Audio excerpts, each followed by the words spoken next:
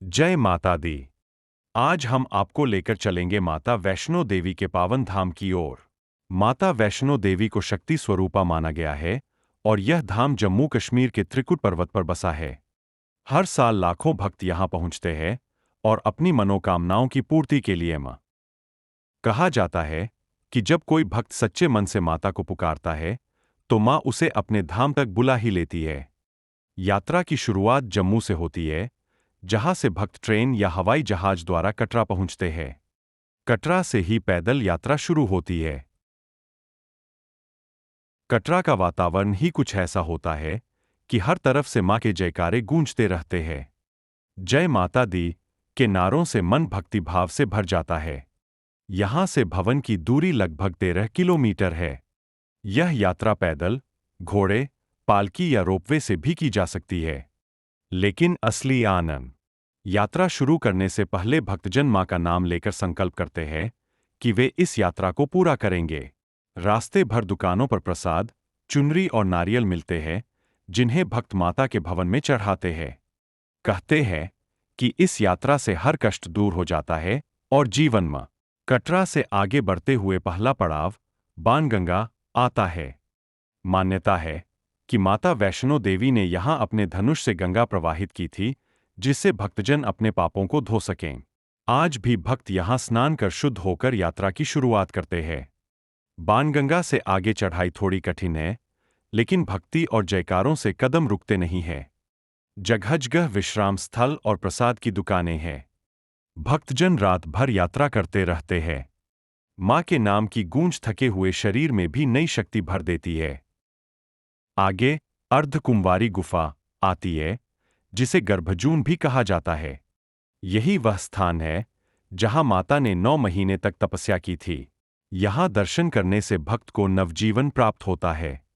भक्त इस गुफा में घुटनों के बल या झुककर गुजरते हैं और इसे मां की गोद के समान मानते।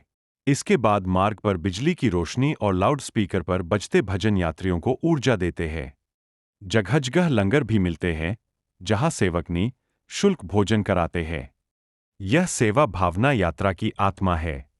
कहा जाता है कि यात्रा केवल शरीर की नहीं, बल्कि आत्मा की परीक्षा है। हर कदम पर मां की कृपा और भक्तों का विश्वास महसूस होता है। धीरे धीरे चढ़ाई पूरी करते हुए भक्त भवन की ओर बढ़ते हैं। जब भक्त भवन के समीप पहुंचते हैं, तो आंखों में आंसू और हृदय में अपार खुशी होती है। भवन तक पहुंचते ही सबसे पहले भक्त नारियल, चुनरी और प्रसाद चढ़ाने की तैयारी करते हैं।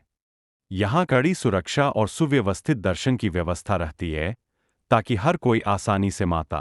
भवन के अंदर गुफा है, जिसे गर्भगृह कहा जाता है। यहां माता वैष्णो देवी के 3 पिंड स्वरूपों की पूजा होती है। ये 3 पिंडियां मां दुर्गा के 3 रूपों का प्रतीक है: महाकाली, महालक्ष्मी और महासरस्वती। भक्त इन तीनों रूपों के दर्शन कर अपनी मनोकामनाएं मां। दर्शन करते समय वातावरण शंख, घंटियों और भजनों से गूंजता है। जय माता दी का नारा हर किसी के होठों पर होता है। कहा जाता है कि जो यहां पूरे विश्वास से आता है, उसकी झोली खाली नहीं लौटती। भवन से दर्शन के बाद भक्त एक अद्भुत शांति और शक्ति का अनुभव करते हैं। ऐसा लगता है मानो जीवन की सारी थकान और चिंताएं दूर हो गई हों।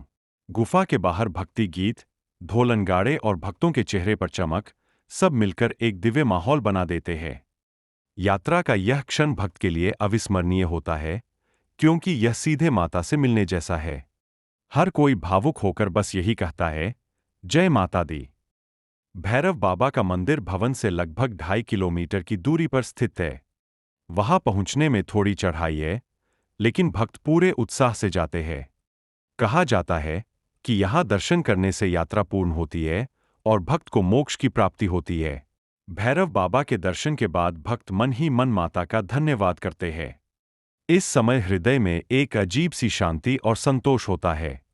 यह अनुभव हर किसी के जीवन में परिवर्तन ला देता है। यात्रा के अंत में भक्त फिर से कटरा लौटते हैं, लेकिन इस बार वे पहले जैसे नहीं होते। उनके मन में भक्ति, चेहरे पर शांति और आत्मा में नई ऊर्जा होती है। माता वैष्णो देवी की यह यात्रा केवल एक धार्मिक यात्रा नहीं, बल्कि यह आस्था, विश्वास और भक्ति का प्रतीक है। तो आइए, हम सब मिलकर माता से प्रार्थना करें कि वे हम सब पर अपनी कृपा बनाए रखें। भैरव बाबा के दर्शन के बाद भक्त मन ही मन माता का धन्यवाद करते हैं।